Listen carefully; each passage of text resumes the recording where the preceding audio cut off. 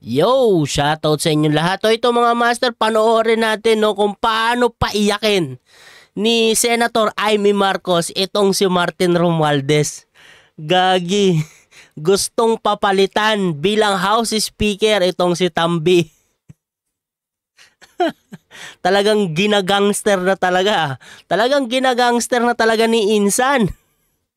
Etong si Tambaloslos. O anyway, simulan na natin to. Pero bago tayo magsimula mga master, kung magustuhan nyo tong video, sana huwag nyong kalimutan na mag-like at mag-subscribe na rin dito sa ating YouTube channel. Malaking tulong yan mga master. Maraming salamat po. O anyway, simulan na natin to. Mr. President, I vote a resounding yes. Sa hinaba-haba kong pagsisilbi sa Kongreso, sa 12 taon na nanilbihan kami, ang trabaho ng kongrestista sa pagkaalam ko ay maging kinatawan ng kanilang distrito o kanilang sektor. Bakit naman ngayon ay naging tagabantay na lamang sila ng humihiyaw na dambuhalang sanggol? Ginawa ng bonjing na armas ang impeachment.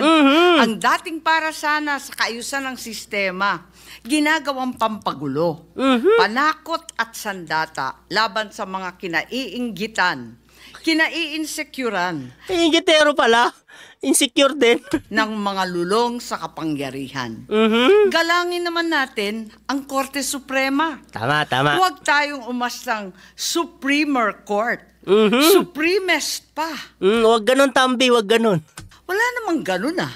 Tama. Sa mga kapatid kong senador, paano tayo magiging dakilang mambabatas kung tayo mismo ay hindi susunod sa batas? Tama. Ang boses ng Korte Suprema ay boses ng konstitusyon.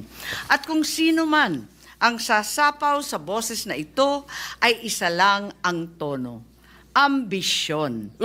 Kaya naman, mag-move on na tayo. Oh, mag-move on na kayo, kamara. Tambi, move on na. Tama na, di ba? Huwag ka masyadong ambisoso. Magtrabaho at huwag konsintihin ang isang spoiled na bonjing. Huwag nang busugin ng pabor. Huwag nang pumayag dahil may pabuya. Huwag tayo magpalaki ng buhaya, baby pa nga ang tawag. Ay! Huwag tayo magpalaki ng buhaya. Baby pa daw ang tawag. Bonjing pa. Gagi. Ayop. Ano ba yan, Senator Amy Marcos? Talagang kinakalaban mo na talaga si Tambi, ah. But I like it. Gagi. Nagpapalaki daw tayo ng buhaya? Oh my goodness. Baby pa ang tawag? Baby pa ba yun? Ang laki-laki nun. Lulong na. Ay. Sa mga mahal kong kongresista. Anong lulong na? Saan lulong? Saan ba lulong? Naguguluhan ako, anong lulong? Lulong sa kapangyarihan o lulong sa coke? May suggestion po ako.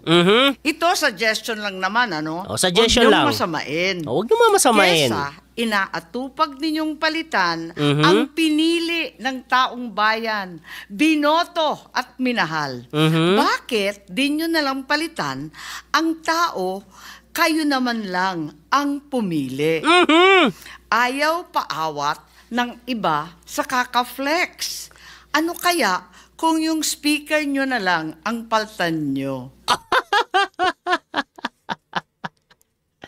Ay, nako, ewan ko ba bakit si Tambi pa rin ang pinili nila. Ang daming congressman dyan, no, na mas deserve yung pagiging House Speaker. Pero bakit si Tambi pa rin ang pinipili nila?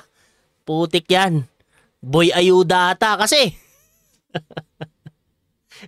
Maraming pera, lumilipad ang pera.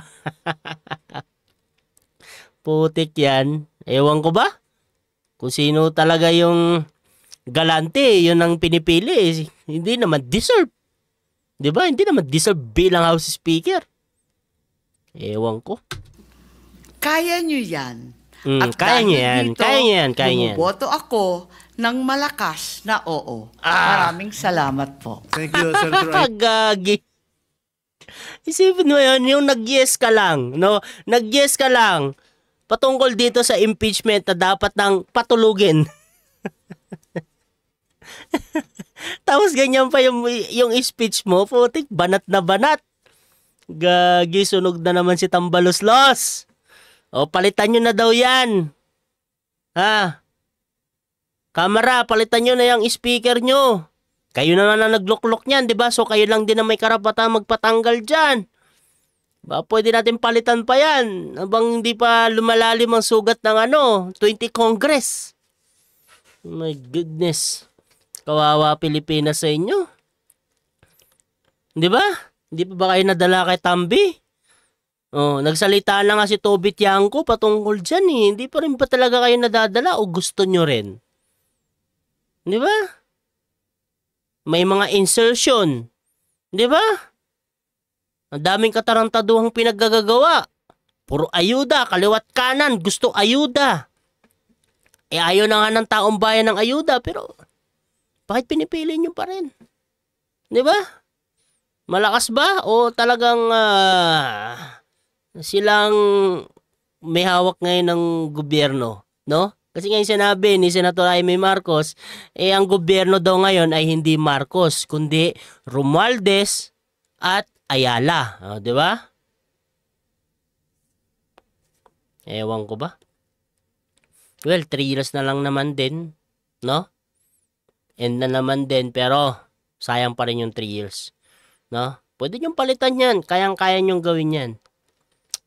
Wag na si Tambi na busog ang buhaya.